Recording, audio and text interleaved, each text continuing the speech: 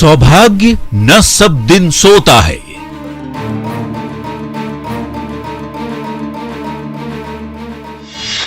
क्षमा शोभती उस भुजंग को,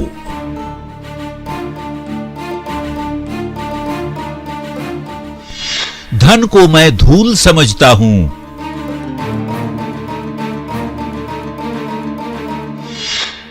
जब नाश मनुज पर छाता है। सिंहासन खाली करो कि जनता आती है। याचना नहीं अब रण होगा।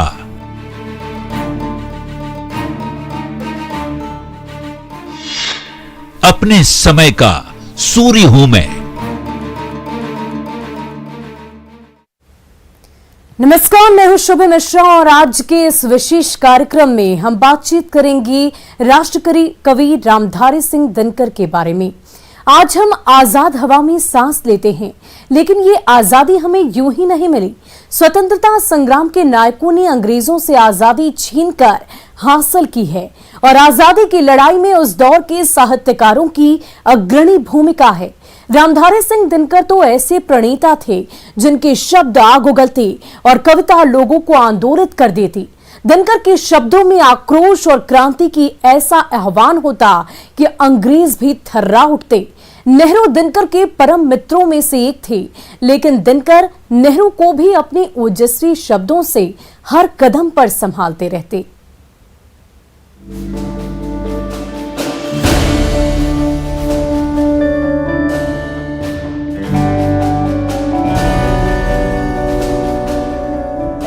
आधुनिक हिंदुस्तान के श्रेष्ठ वीर रस के कवि रामधारी सिंह दिनकर, जिनकी कलम आग उगलती थी, जिनके शब्द सूर्य के समान थे, आजादी से पहले एक विद्रोही कवि और आजादी के बाद भारत के राष्ट्र कवि कहलाए रामधारी सिंह दिनकर। रामधारी सिंह की कविताओं में ओज, विद्रोह, आक्रोश और क्रांति की पुकार है, तो दूसरी ओर कोमल श्रृंगारिक भावनाओं की अभिव्यक्ति। दिनकर ने ऐसी कविताएं लिखी जो मन को आंदोलित कर दी। दिल्ली में लोकतंत्र का ये मंदिर साक्षी है कि दिनकर सत्ता के करीब रहे और जनता में लोकप्रिय भी। दिनकर जनकवि हैं तो राष्ट्र कवि भी। दिनकर का व्यक्तित्व विरोधों को अपने भीतर बहुत सहजता से साधता। पंडित जवाहरलाल नेहरू दिनकर के ओजस्वी और प्रखर शब्दों से मंत्रमुग्ध हो जाते। खिंचाव ऐसी कि रामधारी सिंह दिनकर को पंडित जी राज्यसभा भेज देते हैं। लेकिन दिनकर का व्यक्तित्व सत्ता में शरणार्थी बनकर रहने वाला नहीं था। रामधारी सिंह दिनकर ने इसी संसद में पंडित जवाहरलाल नेहरू के खिलाफ कविता पढ़ी थी। आपको जानकर हैरानी होगी कि दिनकर को राज्यसभा भेजने वाले पंडित नेहरू ही थे। बावजूद वो लगातार इसी सदन में नेहरू की मुखालफत करते रहे। आखिर कौन थे दिनकर? आज की युवा पीढ़ी दिनकर का नाम सुनकर शायद टीवी चैनल स्विच कर ले, लेकिन ठहरिए, दिनकर अपने समय के सूर्य हैं। ऐसा सूर्य जो कभी अस्त नहीं होता। दिनकर के शब्द आग उगलते हैं, जिनको पढ़कर धमनियों में दौड़ रहा रक्त सिहर उठता है।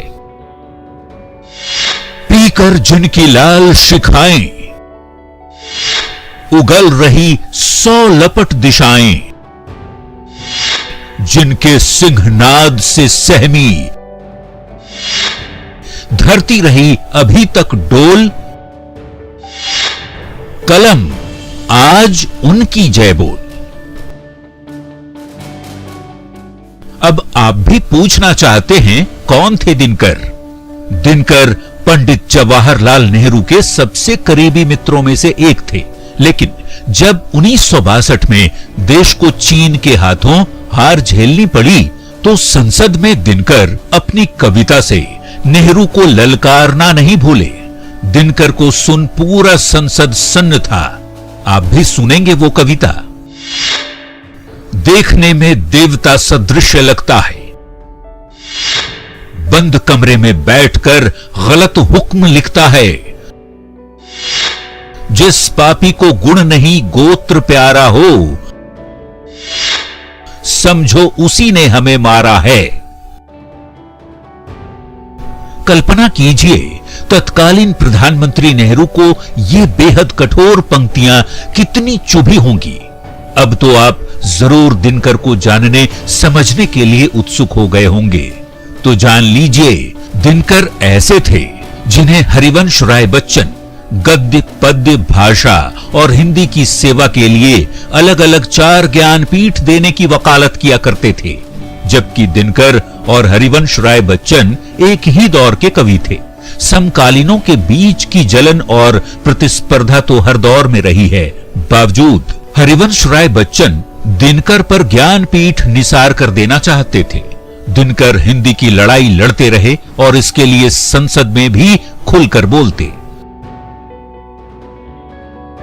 और संसद में खुले तौर पे ये कहा था कि आज जो हिंदी की अवमानना है या हिंदी का जो मजाक उड़ाया जाता है कई जगहों पे, वो पंडित जी के देखा देखी उड़ाया जाता है। अगर पंडित जी हिंदी को सम्मान देते तो हिंदी का इस तरह से उसकी अवमानना नहीं की जाती। इस तरह से उन्होंने संसद में खुलेआम कहा इसको। दिनकर बिहार के विरासत हैं, हिंदुस्तान के सूर्य हैं, बेगूसराय के सिमरिया गांव का सौभाग्य हैं और इन तमाम संबंधों से दिनकर हमारे पूर्वज हैं। ऐसे पूर्वज को शत शत नमन। न्यूज 18 के लिए दिल्ली से अमितेश कुमार और पटना से रजनीश कुमार की रिपोर्ट।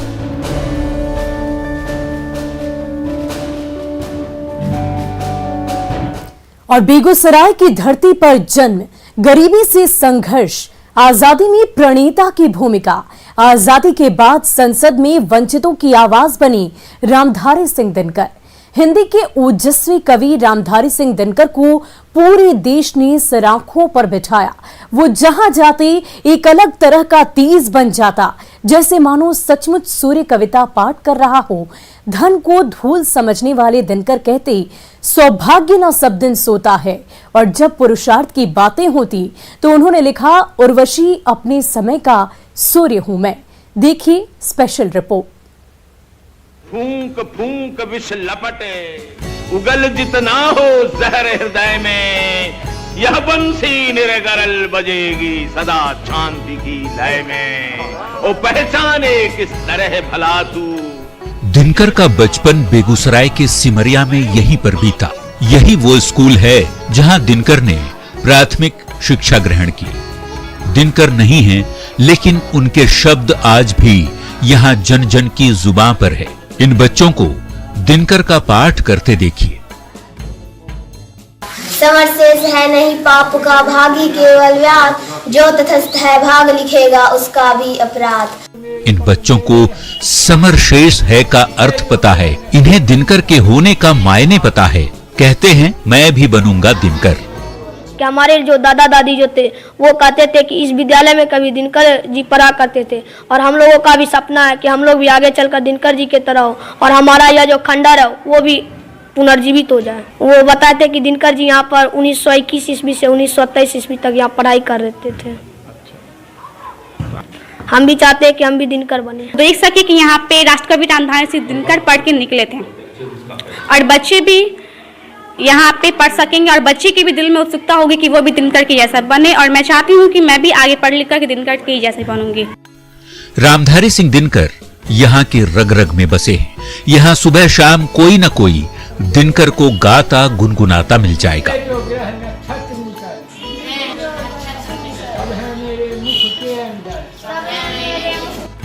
सिमरिया की संस्कृति में बसे हुए दिनकर धरोहर की तरह हैं। रामधारी सिंह दिनकर के भतीजे नरेश सिंह को सुनिए, सुनकर आनंद आएगा। नेता मैं भी तो बंधु सुनो, भारत के रेशमी नगर में रहता हूँ, जनता तो चट्टानों की बोझ सहा करती, हम चांदनियों का बोझ किसी भी सहता। ये दिनकर जी की लिखी हुई भारत का रेशमी। शब्दों के सूर्य दिनकर का जन्म 23 सितंबर 1908 को बिहार में बेगूसराय के सिमरिया गांव में हुआ। सामान्य किसान रवि सिंह के परिवार में दिनकर का जन्म हुआ। बचपन में ही उनके पिता का देहावसान हो गया। बचपन से लेकर किशोरावस्था तक उनका जीवन देहात में बीता। मोकामा से 10वीं की पढ़ाई पूरी की। रामधारी सिंह दिनकर की आर्थिक स्थिति इतनी खराब थी कि वो स्कूल के लिए एक जूते तक नहीं खरीद सकते थे। हाई स्कूल के पढ़ाई के दौरान ही उनकी शादी हो चुकी थी और वो एक पुत्र के पिता भी बन गए थे। 1928 में मैट्रिक पास करने के बाद उन्होंने पटना विश्वविद्यालय से इतिहास से बीए ऑनर्स किया और उसके बाद 1 साल बाद ही एक स्कूल में प्रधानाध्यापक नियुक्त किए गए। 1934 से 1947 तक उन्होंने बिहार राज्य सरकार में सब रजिस्ट्रार और प्रचार विभाग के उप निदेशक के पद पर कार्य किया। मुजफ्फरपुर कॉलेज में 1950 से 1952 तक वे हिंदी विभाग के विभागाध्यक्ष रहे। भागलपुर विश्वविद्यालय के कुलपति के पद पर भी रहे। बाद में भारत सरकार के हिंदी सलाहकार के रूप में भी काम किया। रामधारी सिंह दिनकर को एक राष्ट्रभक्ति कवि के लिए जाना जाता है। स्वभाव से बहुत ही सौम्य थे, लेकिन जब देश की हित और अहित की बात आती थी तो एक वीर की भांति हुंकार भरने से नहीं चूकते। दिनकर न तो परंपरा बोध के कवि हैं, न ही आधुनिकता बोध के। यह कहना बहुत मुश्किल होगा कि दिनकर परंपरा बोध के कवि हैं या आधुनिकता बोध के। वस्तुतः कविता में इन दोनों का संतुलन ही दिनकर को दिनकर बनाता है। उनकी अधिकांश कविताओं के शीर्षक और कथात्मक धरातल इतिहास और संस्कृति से ग्रहण किए हुए हैं। इसलिए वे सदैव इस बात के प्रति सचेत रहते थे कि उन्हें कोई अतीत जीवी या परंपरावादी न समझे। उर्वशी लिखने के बाद उन्होंने इसका खुलासा करते हुए कहा कि जब भी अतीत में जाता हूं मुर्दों को नहीं जिलाता हूं, पीछे हटकर फेंकता बाण जिससे कंपित हो वर्तमान, हो खंडहर या भग्नावशेष, पर कहीं बचा हो स्नेह शेष, तो जा उसको ले आता हूं, निज युग का दिया जलाता हूं। लोकतंत्र का अलख जगाने वाली दिनकर की कालजयी कविताओं ने भारत के उदय में अहम योगदान दिया और जब देश में इमरजेंसी के खिलाफ बिगुल बजा तो दिनकर की कविता सिंहासन खाली करो की जनता आती है आंदोलन का एंथम बन चुका था। जयप्रकाश नारायण ने खुद दिल्ली के रामलीला मैदान में दिनकर की ये कविता सुनाकर लोकतंत्र की रक्षा का आह्वान किया था। जो जयप्रकाश जी का आंदोलन रहा उसमें ये कविता नारे के तौर पे लोगों ने लोग इसको बोलते थे, सिंहासन खाली करो की जनता आती। तो ये कविता है कि सदियों की ठंडी बुझी राख सुगबुगा उठी, मिट्टी सोने का ताज पहने ठिलाती है, दो राह समय के रथ का घर घर ना सुनो, सिंहासन खाली करो की जनता आती है। रामधारी सिंह दिनकर हमेशा से जाति प्रथा के विरुद्ध रहे। सामाजिक और आर्थिक समानता और शोषण के खिलाफ उनकी कई कीर्तियां हैं। रश्मि रथी तो कालजयी है, जिसमें शब्द शब्द में ओज है, ज्वार है, रण है। सूने को साध ना सकता है, वह मुझे बांध कब सकता है। हितवचन नहीं तूने माना, मैत्री का मूल्य ना पहचाना, तो ले मैं भी अब जाता हूं, अंतिम संकल्प सुनाता हूं। याचना नहीं अब रण होगा, जीवन जया कि मरण होगा। सुमित्रा नंदन पंत और रामधारी सिंह दिनकर एक दौर के साहित्य साधक रहे हैं, लेकिन एक इंटरव्यू में सुमित्रा नंदन पंत ये कहने से नहीं हिचकते हैं कि दिनकर वो तो सूर्य हैं। रहा है बच्चन, नरेंद्र, दिनकर को कौन भुला सकता है। इस युग का सूर्य हूं मैं कहता है, तो सूर्य तो दिनकर रहे ही है। एक तरफ महाभारत पर आधारित रश्मि रथी है तो दूसरी ओर इंद्रलोक की अप्सरा उर्वशी का प्रेम, जिसके फांस में प्रतापी राजा पुरवरा खुद को हारा हुआ महसूस करते हैं। मर्त्य मानव की विजय का तूर्य हूं मैं, उर्वशी अपने समय का सूर्य हूं मैं। अंधतम के भाल पर पावक जलाता हूं, बादलों के शीश पर संदन चलाता हूं। पर न जाने बात क्या है, इंद्र का आयुध पुरुष जो झेल सकता है, सिंह से बाहें मिलाकर खेल सकता है। फूल के आगे वही असहाय हो जाता, शक्ति के रहते हुए निरुपाय हो जाता। विद्ध हो जाता सहज बंकिम नयन के बाण से, जीत लेती रूप सी नारी उसे मुस्कान से। मैं तुम्हारे बाण का बीधा हुआ खग, मैं तुम्हारे बाण का बीधा हुआ खग, वक्ष पर धर शीश मरना चाहता हूँ। मैं तुम्हारे हाथ का लीला कमल हूँ, प्राण के सर में उतरना। दिनकर की उर्वशी अमर कृति है, जिसे जो भी कंठ धारण करता है अति सुंदर रूप ले लेता है। कवियत्री आराधना प्रसाद को भी सुन लीजिए। यह शिला सा वक्ष, ये चट्टान सी मेरी भुजाएं, सूर्य के आलोक से दीपित समुन्नत भाल, मेरे प्राण का सागर अगम उत्ताल उच्छल है। सामने टिकते नहीं वनराज पर्वत डोलते हैं, कांपता है कुंडली मारे समय का व्याल, मेरी बाह में मारुत गरुड़ गजराज का बल है। मर्त्य मानव की विजय का तुर्य हूँ मैं, उर्वशी अपने समय का सूर्य हूँ मैं। दिनकर की ख्याति राष्ट्र कवि के रूप में है, लेकिन उनका श्रृंगार काव्य उर्वशी प्रेम का द्योतक है। हिंदी की काव्य परंपरा में प्रेम का विशिष्ट स्थान है। प्रिय और क्या कहूं, ऐसी ही प्रेम आग्रह कविता है। प्रियतम कहूँ मैं और क्या, शतदल मधुल जीवन कुसुम में, प्रिय सुरभि बनकर बसो। घनतुल्य हृदयाकाश पर मधुमंद गति विचरो सदा, प्रियतम कहूँ मैं और क्या। दृग्बंध हो तब तुम सुनहरे स्वप्न बन आया करो, अमितांशु निद्रत प्राण में प्रसरित करो अपनी विभा, प्रियतम कहूँ मैं और क्या। भारत की आजादी के बाद दिनकर की कविताओं के बोल बदल गए, लेकिन हुंकार का लय कभी मध्यम नहीं पड़ा। जन और लोकतंत्र के लिए उनके शब्द लड़ते रहे। समर शेष है को कौन भूल सकता है। समर शेष है नहीं पाप का भागी केवल व्याध, जो तटस्थ इस समय लिखेगा उनका भी अपराध। हरिवंश राय बच्चन यूं ही नहीं, दिनकर को अलग अलग 4 ज्ञानपीठ देने की वकालत करते थे। एक ओर रश्मिरथी है, कुरुक्षेत्र है, परशुराम की प्रतीक्षा है, उर्वशी है, तो दूसरी ओर संस्कृति के 4 अध्याय हैं, जो भारतीय संस्कृति के स्वरूप को समझने का दस्तावेज है।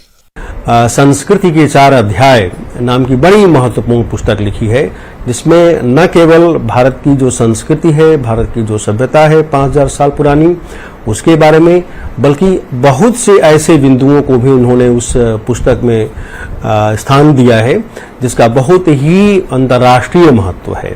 तो मैं मानता हूं कि दिनकर की जो वो रचना है, वो जो पुस्तक है, न केवल भारत की एक खूबसूरत तस्वीर प्रस्तुत करती है, बल्कि दुनिया की बहुत सी जो चीज़ें हैं, संस्कृतियां हैं, उस रचना में, उस पुस्तक में आपको मिलेंगी। दिनकर हर दौर में प्रासंगिक हैं। जिसने भी दिनकर को पढ़ा, दिनकर के मुरीद हो गए। उनके दिल में वंचितों के लिए जो प्यार था, जो करुणा थी, जो दया थी, उन्होंने अपनी रचनाओं के माध्यम से उसको प्रदर्शित किया है। माननीय प्रधानमंत्री श्री नरेंद्र मोदी जी अपनी वक्तव्य में उनकी रचनाओं को दोहराया करते हैं। देश के पहले प्रधानमंत्री जवाहरलाल नेहरू हों या वर्तमान प्रधानमंत्री नरेंद्र मोदी, दिनकर के शब्दों को आत्मसात करते रहे हैं। और दिनकर जी को परशुराम की प्रतीक्षा थी, और दिनकर जी अपने तराजू से भारत के सांस्कृतिक उतार चढ़ाव को जिस प्रकार से उन्होंने शब्दबद्ध किया है, वे इसमें इतिहास भी है, उसमें सांस्कृतिक संवेदना भी है, और समय समय पर भारत ने दिखाई हुई विशालता, हर चीज को अपने में समेटने का सामर्थ्य, इसको दिनकर जी ने जिस प्रकार से अनुभव किया है, जो हर पल दिखाई देता है। और इस प्रकार से दिनकर जी के माध्यम से भारत को समझने की खिड़की हम खोल सकते। दिनकर के शब्दों में ही कहें तो जिसे पढ़ने की आदत नहीं वह अपनी निकट की दुनिया का कैदी है। आप अपने कैद से निकल सकते हैं, दिनकर से इसकी शुरुआत करिए। न्यूज़ 18 के लिए दिल्ली से अमितेश और पटना से रजनीश कुमार की रिपोर्ट। और फिलहाल के लिए हमारे इस विशेष कार्यक्रम में आज बस इतना ही। मुझे दीजिए इजाजत। आप बने रहे न्यूज़ 18 बिहार झारखंड के साथ।